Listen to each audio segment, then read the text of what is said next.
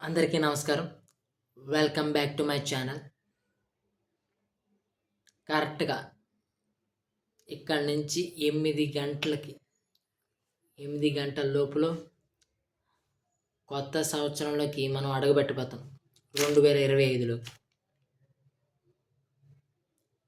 అయితే 2024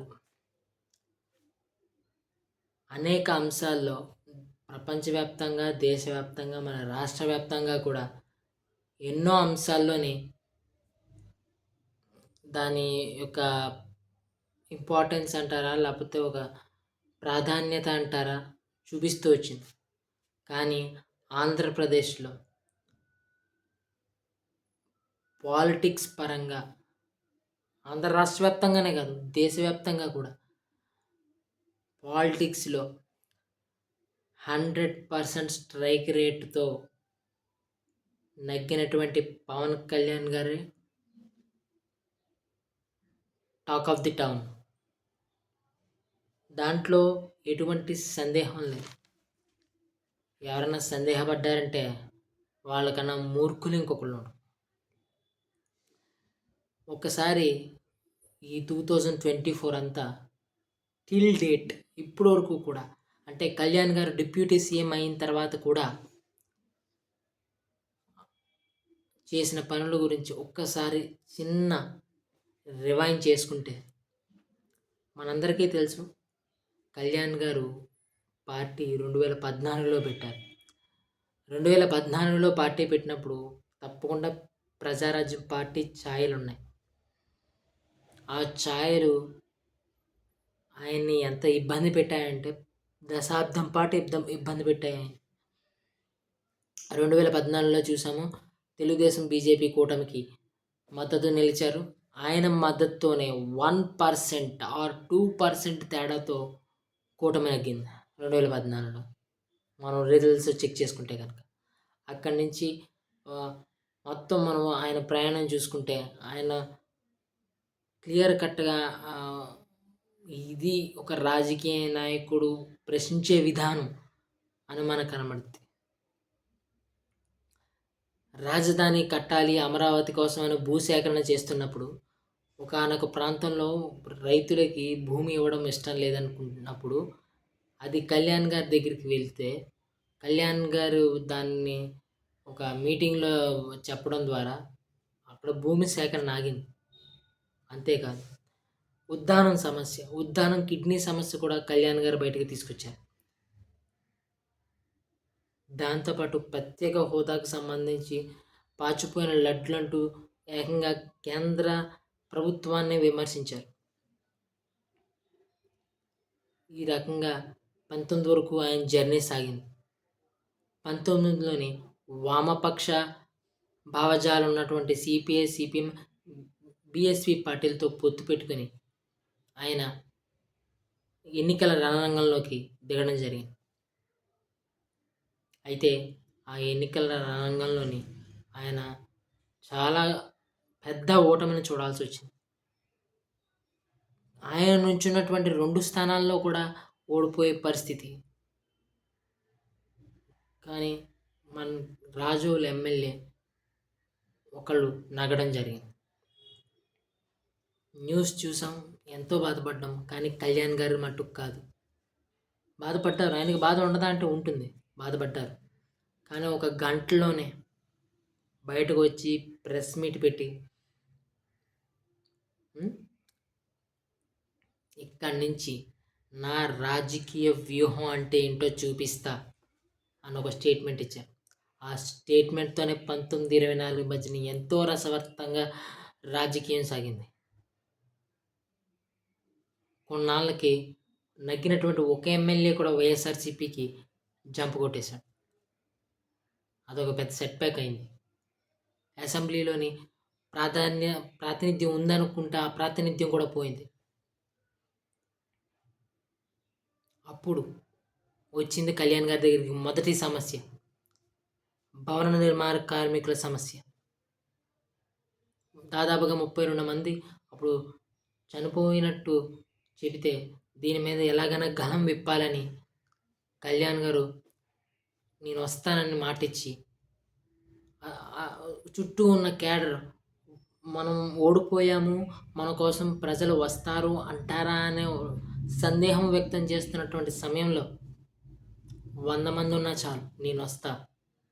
ఆయన విశాఖపట్నం ఎయిర్పోర్ట్లోకి దిగడం అంతే.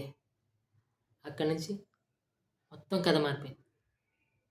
లక్షల్లో జనాలు వచ్చారు. ఆ ర్యాలీని కానీ ఆ సభని కానీ ఎంతో సక్సెస్ చేశారు.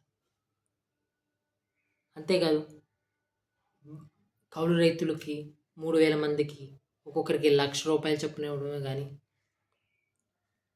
వినూత్నమైన ఆలోచనగా తన పార్టీ కోసం పనిచేస్తున్నటువంటి కార్యకర్తల్లో ఎవరైనా చనిపోతే వారికి ప్రమాద బీమా పదం ఇవ్వడమే కానీ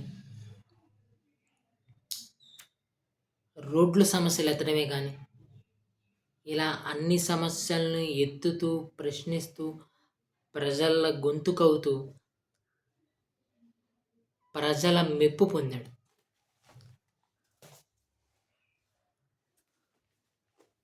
మెప్పు పొందిన తర్వాత రాజకీయంగా ప్రజలు నమ్మడం మొదలుపెట్టారు. ఈయనలో ఏదో ఉంది అని బిలీవ్ చేయడం మొదలుపెట్టారు.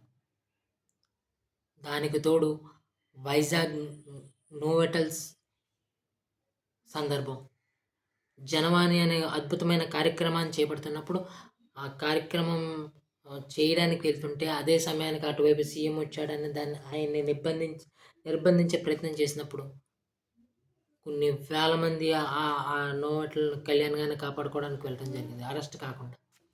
అందులో ఒక మహిళ తన బిడ్డతో సహా కూర్చున్న విధానం ప్రజలను ఆకట్టుకుంది.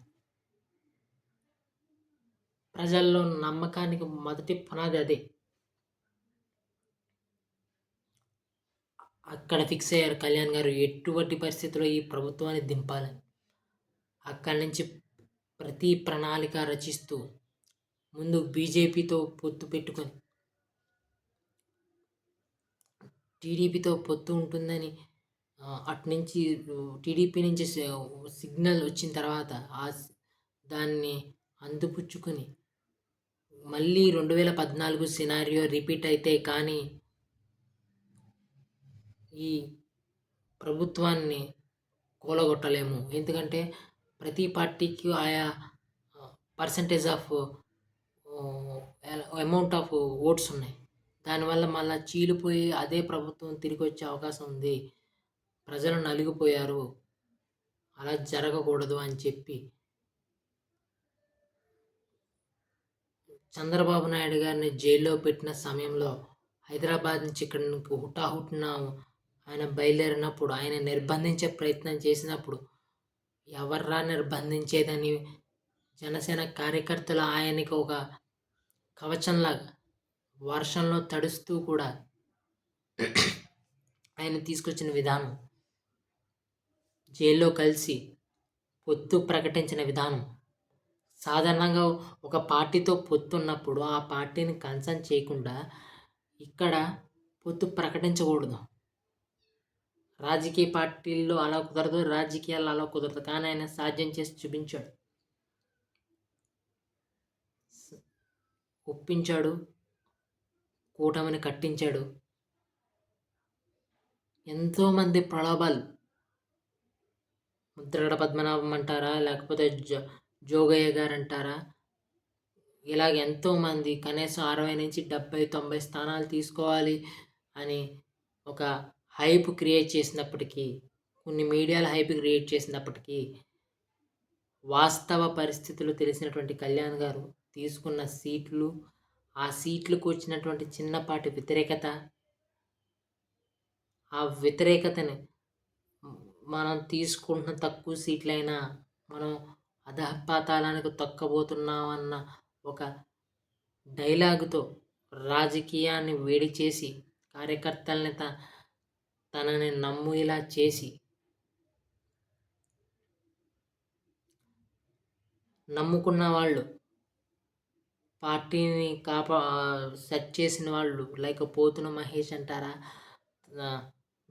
పితాని బాలకృష్ణ అంటారా, ఇలా ఎంతోమంది పార్టీని వీడుతున్నా తన నమ్మిన పాయింట్ని పట్టుకుని కళ్యాణ్ గారు ఎన్నికలకు వెళ్ళే పరిస్థితి వచ్చింది. అంతేకాదు అక్కడ క్లియర్ కట్గా కళ్యాణ్ గారు ఇచ్చిన ఎలక్షన్ స్పీచెస్ వల్లే ఇక్కడ ఓటింగ్ పర్సంటేజ్ అనేది ఇటు ఇంక్రీజ్ అయిందని చెప్పచ్చు. ల్యాండ్ టైటిలింగ్ యాక్ట్ కానీ, ఉమెన్ మిస్సింగ్ కేసెస్ కానీ, లేకపోతే ప్రతి నియోజకవర్గానికి ఆయన తిరుగుతూ ఈ అభివృద్ధి పనులు చేస్తూ ఉంటూ చెప్పిన విధానం కానీ ప్రజలను ఆకట్టుకుంది. కాబట్టే 164 సీట్లు కళ్యాణ్ గారికి 21కి 21% నగ్గి కేంద్రంలో కూడా బీజేపీ ప్రభుత్వం అధికారంలోకి రావడానికి గల కారణమయ్యాడు కళ్యాణ్ గారు. అక్కడ బొటాబొటిగా లాక్కుని వస్తుంటే కళ్యాణ్ గారు ఇక్కడ ఈ నగ్గినటువంటి సీట్లు అక్కడ ఆధారం అయ్యి అక్కడ కేంద్రం కూడా నిలబడింది. అందుకే నరేంద్ర మోడీ గారు ఏ పవన్ ఏ ఆంది అన్న పరిస్థితికి రావడం జరిగింది. అక్కడి నుంచి ఆయన డిప్యూటీ సీఎం అయినప్పటి నుంచి ఆయన చేసిన పనులే చూసుకుంటే జమ్మూ అండ్ ఒక అమ్మాయి మిస్సింగ్ అని వాళ్ళ అమ్మగారు వచ్చి కంప్లైంట్ ఇస్తే 7-8 రోజుల్లో జమ్మూ కాశ్మీర్లో అమ్మాయి ఉందని ట్రేస్ చేసి తీసుకొచ్చిన విధానం, 13,000 గ్రామాలలో గ్రామ సభలు నిర్వహించి ప్రజలకి స్వయంగా సమస్యలు తెలుసుకుని వారి సమస్యను పరిష్కరించే విధంగా గ్రామ సభలు పెట్టడం, దానికి గిన్నిస్ బుక్ ఆఫ్ రికార్డు రావడం. అలాగే గుడివాడకి సంబంధించిన టీడీపీ ఎమ్మెల్యే అయినటువంటి రామవేణి గారు నందివాడ గుడ్లవల్లేరుకు సంబంధించి 44 గ్రామాల్లోని తాగునీటి సమస్య ఉందంటే ఆ సమస్యని వెంటనే సాల్వ్ చేసిన విధానం, తను నగ్గినటువంటి పిఠాపురంలో చేసినటువంటి పనులు,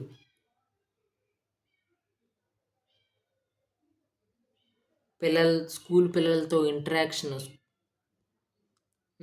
ఇదివరకు జగన్ స్కూల్ పిల్లలతో ఇంటరాక్షన్ పెట్టుకున్నప్పుడు రాజకీయాలే మాట్లాడేవాడు, కానీ ఇక్కడ స్కూల్ పిల్లలతో ఇంటరాక్షన్కి వెళ్ళినప్పుడు వాళ్ళ ఇంట్రెస్ట్లు ఏంటి, వాళ్ళు చేసిన ప్రాజెక్టులు ఏంటి, ఆ ప్రాజెక్ట్స్ని డిప్యూటీస్ పీసీబీలో దాన్ని అటాచ్ చేయడం, స్కూళ్ళు సమస్యలు తీర్చడం, లేకపోతే వాటర్ బెడ్లు సమస్యలు తీర్చడం, ఫిల్టర్స్ని సెట్ చేయించడం స్కూల్స్లో, ఇలా చిన్న చిత్కా సమస్యలతో మొదలుపెట్టి చివరిగా 11,000 కిలోమీటర్ల రోడ్లు వేయించి, మీరు గమనించండి, గత 5 సంవత్సరాల్లో ఒక్క రోడ్డు కూడా పడలేదు. కానీ ఈయన వచ్చినటువంటి 7 నెలల్లోనే 11,000 కిలోమీటర్ల గ్రామ రోడ్లు వేయడం జరిగింది. అంతేకాదు ఏ ప్రభుత్వం వచ్చినా పట్టించుకున్నటువంటి మన్యం జిల్లాలకి కళ్యాణ్ గారు స్వయంగా పర్యటనకు వెళ్ళి అక్కడ డోలీల్లోని హాస్పిటల్కి తీసుకొచ్చే విధానం వల్ల ఎంతోమంది గర్భిణీల మధ్యలో ప్రాణాలు కోల్పోవటమా, లేకపోతే మధ్యలోనే కాన్పులు జరగడం వంటి సమస్యను ఆయన దృష్టిలో ఎన్నికల ప్రచారంలో, అది కూడా 2019 ముందు జరిగినటువంటి ఎన్నికల ప్రచారంలో ఆయన దృష్టిలో ఇప్పటికీ ఉండటంతో అక్కడికి రోడ్లు వేయించిన విధానం, వాళ్ళకి ఆ సమస్యను సాల్వ్ చేసిన విధానం, మీరు మారండి, గంజాయికి దూరంగా ఉండండి, మీకు ఉపాధి కల్పించే బాధ్యత నాది, టూరిజం పెంచి మీకు ఉపాధి కల్పించే బాధ్యత నాది, నా మాట నమ్మండి అని 2 నెలలకు ఒకసారి ఇక్కడికి వచ్చి మన్యం జిల్లాల్లో నేను పర్యటిస్తాను అని చెప్పి భరోసా ఇచ్చిన విధానం,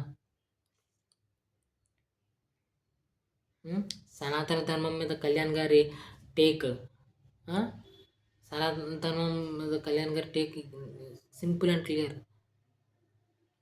వేరే మతం వాడి మీద ఒక దెబ్బ పడితే వాడు రియాక్ట్ అవ్వచ్చు, అదే మన మతం మీద దెబ్బ పడితే అది మాట్లాడితే అది కరెక్ట్ కాదు అనే విధానం కాదు. వాడికి దెబ్బ పడినప్పుడు వాడికి ఎలా రియాక్ట్ అయ్యారో మనకి దెబ్బ పడినప్పుడు మనకు అలాగే రియాక్ట్ అవ్వాలి. అదే రియల్ సెక్యులరిజం. నా ధర్మ నా ధర్మం గురించి ఎవడన్నా మాట్లాడుతూ ఊరుకునేదే లేదని స్వయంగా తమిళనాడు డిప్యూటీ సీఎం స్టాలిన్ కొడుకు ఉదయనిధికి వార్నింగ్ ఇవ్వటం. అంతేకాదు మహారాష్ట్ర ఎన్నికలకు వెళ్ళి సేమ్ ఇక్కడ ఎలా అయితే 100% స్ట్రైక్ రేట్తో సక్సెస్ అయ్యారో అక్కడ ఆయన ప్రచారం చేసినటువంటి అన్ని జిల్లాల్లో నగ్గి అక్కడ 100% స్ట్రైక్ రేటు సెట్ చేయడం. అంతేకాదు అక్కడ ఎత్తినటువంటి ఒక సమస్యని కేంద్రానికి తీసుకెళ్ళి కేంద్రం ద్వారా అక్కడ రైల్వే సమస్య అనుకుంటా దాన్ని సాల్వ్ చేయించడం.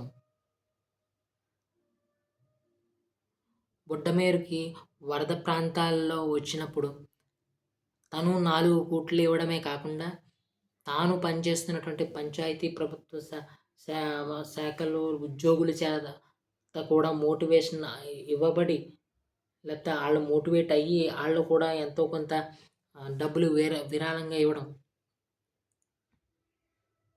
టూరిజం శాఖకు సంబంధించి లేదా ప్రభుత్వానికి కావాల్సినటువంటి రాష్ట్ర అభివృద్ధికి కావాల్సినటువంటి 7 ప్రాజెక్టులను కేంద్రం దగ్గరికి వెళ్ళి 9 మంది మినిస్టర్లను కలిసి ఆ ప్రాజెక్టులను ఓకే చేయించిన విధానం. ఒకానొక సమయంలో మనకి ఒక స్టేట్మెంట్ కూడా ఉండింది. అమరావతికి మనకి మనీ రిలీజ్ అయినప్పుడు కళ్యాణ్ గారి చొరవతోనే ఆ డబ్బుల్ని రిలీజ్ అయినాయి అన్న మాట కూడా మనం వినటం జరిగింది. అంతే అంటారా? తాను 2019 నుంచి 24 మధ్యన ఎత్తినటువంటి సుగాలి ప్రీతి కేసును కూడా ఆయన మర్చిపోకుండా ఆమెను కలిసి ఆమెకు భరోసా ఇచ్చి మీరు ఎటు అంటే అటు అంటే ఇటు పోలీసు శాఖతో మనం చేయిందామా సిబిఐతో చేయిందామా అన్న విధానాన్ని గుర్తు చేస్తూ ఆమెను కలిసిన విధానం. క్లియర్గా చెప్పాలంటే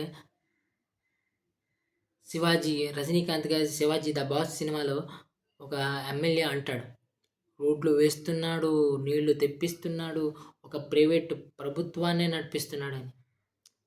కూటమిలో సీఎం చంద్రబాబు నాయుడు గారు అయినప్పటికీ చంద్రబాబు నాయుడు గారి మద్దతుతో ఎంతో పవర్ఫుల్గా ఆయన పనిచేసి ఇప్పుడు ప్రజల్లో వచ్చిన మాట మేము ఫ్యూచర్లో డిప్యూటీ సీఎం అన్న దాంట్ నుంచి డిప్యూటీ తీసేసి సీఎంగా ఆయన చూడాలనుకుంటున్నాం అనే స్థాయి వరకు వెళ్ళింది. అది కళ్యాణ్ గారు సాధించినటువంటి ఘనత. అందుకే దీన్ని 2024 పవన నామ సంవత్సరంగా ప్రజలు కానీ రాజకీయ విశ్లేషకులు కానీ అభివర్ణిస్తున్నారు. ఇది ఈరోజు వీడియో. నా వీడియో కనుక నచ్చితే లైక్ చేసి షేర్ చేసి సబ్స్క్రైబ్ చేసుకోండి. డెఫినెట్లీ ఇలాంటి మంచి మంచి వీడియోలు మేము ముందుకు తీసుకొస్తాం.